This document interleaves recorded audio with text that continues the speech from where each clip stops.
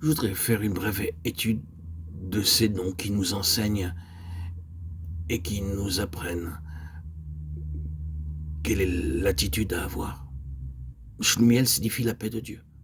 Essayez de maintenir votre paix intérieure, car c'est par la paix intérieure que nous pouvons avoir une foi véritable. Par cette paix, nous savons qu'il ne nous abandonnera pas, il est le Dieu de paix. Décidez que vous ne serez dérangé par aucun motif secondaire. Ne permettez jamais au diable de troubler votre paix. Dieu veut toujours travailler en vous. Tsurishadai signifie le rocher tout-puissant. Il n'est rien de trop dur pour Dieu, car il est le Dieu de l'impossible, car pour Dieu rien n'est impossible. Luc 1,37. Éphraïm signifie fructueux. Éphraïm était le fils de Joseph qui, à travers 50 ans d'affliction, de souffrances de toutes sortes, fut une branche fructueuse. Selon Genèse 49, 22, nous aussi nous devons porter du fruit dans l'affliction. Amioud signifie le peuple est honorable. Le peuple est louable. Dieu veut nous rendre honorables et faire de nous des personnes de haut rang, bien que, comme Joseph, nous puissions être douloureusement éprouvés pendant longtemps. Gamiel signifie récompense. Dieu est notre unique récompense. Si le feu détruit notre maison, nous allons tout de suite à la compagnie d'assurance et nous demandons un dédommagement. Pensez-vous à une assurance pour vos vieux jours?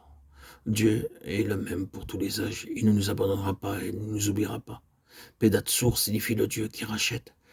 Par toutes nos folies, nos fautes, nous éprouvons des pertes, mais mon Dieu compensera chaque perte. Benjamin signifie fils de ma droite. Lorsqu'il naquit, sa mère voulait l'appeler Ben Oni, le fils de ma douleur. Mais son père protesta et dit, il doit être appelé le fils de ma droite. Cela signifie que par Benjamin, tous les fils de Jacob entrèrent dans les grâces de Joseph. C'est à travers de douloureuses expériences que nous sommes amenés à la droite de Dieu. Abidan signifie juge, cela veut dire que Dieu jugera ma cause. Il est mon juge, je vais à lui, je refuse de me venger ou de souhaiter le mal à quelqu'un. Il est mon juge. Guidoni signifie un guerrier. Alors nous apprenons à vaincre la tentation. Nous acquérons plus de force à chaque épreuve. Dan signifie justice.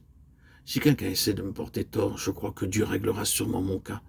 Un jour, je n'en perdrai pas le sommeil, il est mon avocat. Laissant parler mal de moi, je le louerai. Étienne est l'exemple de quelqu'un qui, quoique faussement accusé, garde un visage rayonnant. Nous aussi, nous pouvons nous réjouir, même lorsque nous sommes faussement accusés.